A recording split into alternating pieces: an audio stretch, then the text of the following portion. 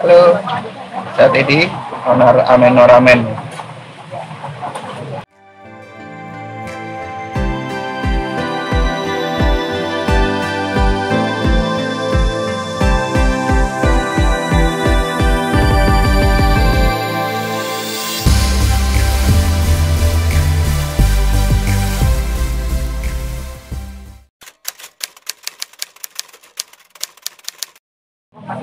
Ameno Ramen dimulai dari tahun 2017.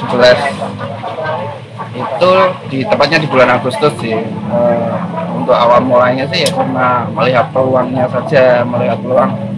Selama ini ramen selalu di tempat yang ruko atau restoran dan sebagainya, ya kita mencoba bawa yang aslinya kulturnya Jepang juga kan. Yata ya, dia lebih ke angkringan gitu sih ya, makanya kita bawa ke jalan itu aja sih, buat jadi daya tarik sendiri buat orang lain.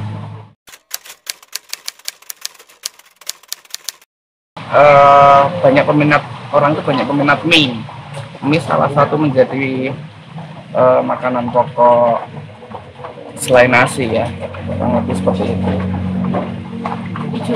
Dan jadi apa ya, jadi apalagi makanan Jepang dengan banyak varian, banyak rasa, banyak peminat lah, itu salah satunya Ameno berdiri seperti itu.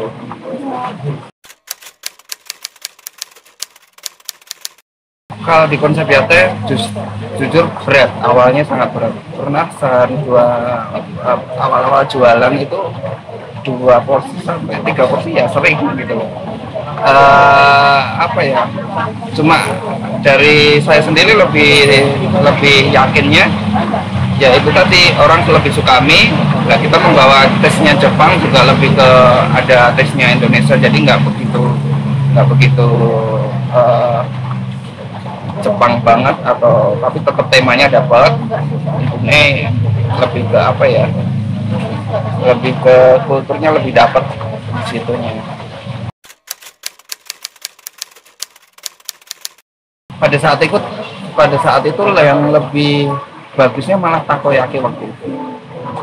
Lagi rame-ramenya, dan untuk konsep ramen di jalan ya baru di Ameno waktu itu. Jadi yang benar-benar kita konsepnya di pinggir jalan, konsepnya Yata itu benar-benar ya cuma Ameno aja. Setahu saya sih seperti itu.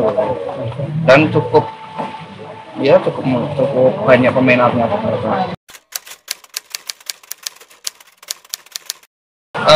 Saya waktu itu sendiri kurang lebih 7 bulan.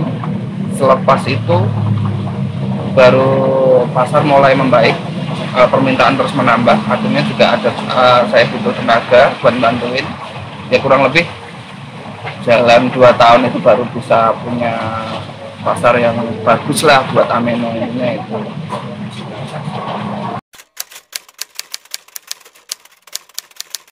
Kalau dari tes kita ngomong personalnya, semua sebenarnya kembali ke orang. Banyak yang bilang, kita nggak bilang enak, kita nggak pernah bilang di Ameno, nggak pernah bilang masakan kita enak, nggak pernah. Semuanya kembali ke pelanggan. Selama dia cocok, ya kita terus pertahanin di rasa itu. Tapi intinya kita tetap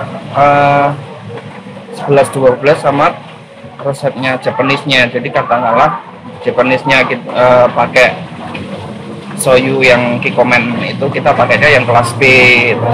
Jadi gimana caranya tesnya 11-12, tapi secara grade kita hampir menyamai lah kayak gitu. Kita lebih ke klasik sebenarnya. Kalau Ameno tuh lebih ke klasik.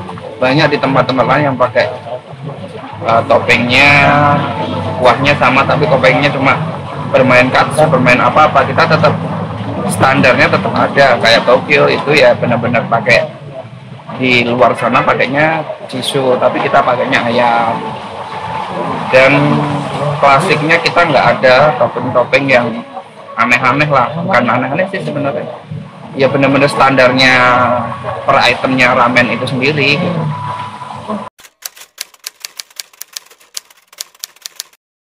Kalau di Solo kebanyakan Ya cuma di Solo tuh 40% adanya. Hampir 60% itu kita nyarinya di luar, maksudnya di luar Solo sih, luar Solo. Dan banyak kita juga pakai beberapa kondimennya juga benar-benar dari Jepang, ada kayak dashi, terus kayak misonya itu kita juga benar-benar pakai misonya Japanese taste-nya, kita pakainya itu. Iya pasti kalau nambah bahan produksi ya, makanya kita juga bermain upsellingnya juga. Selain ramen kan ada banyak, terus yang seharusnya harganya sekian kita jadiin sekian, itu ya kita tinggal permainan marketingnya, promosinya aja sih. Ya, gimana caranya semuanya tertutup. Dulu awalnya 3 menu, ada Tokyo, yakisoba sama kari, cuma itu aja sih, 3 tanpa minum gitu loh, tanpa minumnya. Jadi kalau dulu tuh, jadi pelanggan harus ngikut saya, harus ngikut penjualnya. Jadi kalau mau minum ya cari sendiri gitu loh. Terus ya awalnya cuma itu sih 3. Lama-lama ada permintaan banyak, permintaan varian juga banyak ya. Kita karena waktu itu tempatnya terbatas, kitchennya juga terbatas ya, kita belum bisa nambah banyak. Hanya itu aja sih. Alhamdulillah di tempat baru semuanya bisa terhandle, menu tambah banyak, varian ramen juga ada beberapa yang lebih ke autentiknya kayak sukemen, terus kayak shio, itu yang mungkin kita bisa bilang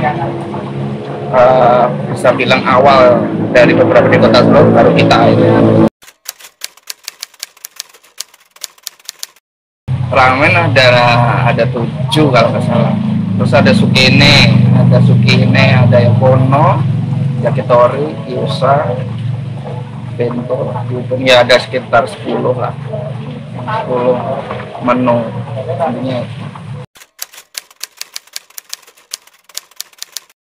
Ya sampai berdarah-darah ya pernah, sampai dalam arti berdarah-darah, kena pisau, kena apa, itu semuanya sering lah. Itu hal yang biasa sih menurut saya. Suka dukanya ya itu dulu ya, kalau hujan kerepotan.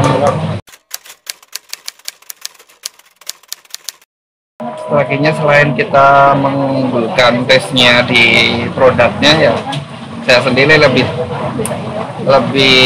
sering berkomunikasi dengan pelanggan. Intinya menurut saya itu lebih, jadi pelanggan juga merasa welcome gitu. Kita juga antara si pedagang sama pembeli itu nggak ada jarak. Jadi saya berpikiran gini, jadi orang datang itu dia nggak datang beli makan pulang gitu. Jadi kita ada apa ya, sosialisasinya, masalah produk, terus masalah kedekatan sama pedagang sama pembeli kayak gitu sih. Nah, Ameno sendiri bukannya songong ya. Ameno nggak pernah ngerasa disaingi dan menyaingi, intinya di situ. Dari kita sendiri sih nggak pernah seperti itu. Tapi untuk masalah persaingan, ya karena kita nggak merasa itu, kita nggak tahu, nggak begitu paham persaingan di luar sana seperti apa.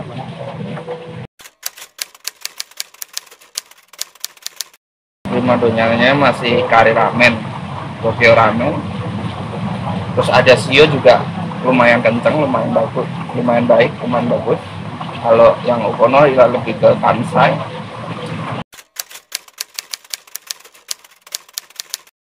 Kalau untuk menu mungkin sampai 3-4 bulan ke depan cukup sih. Kalau inovasi ya mungkin kita lebih main ke merchandise. Rencana sedikit bocoran, kita mau bikin haori, terus ya haori apa ya namanya, sandal teklek ya apa sebagai kita, ya itulah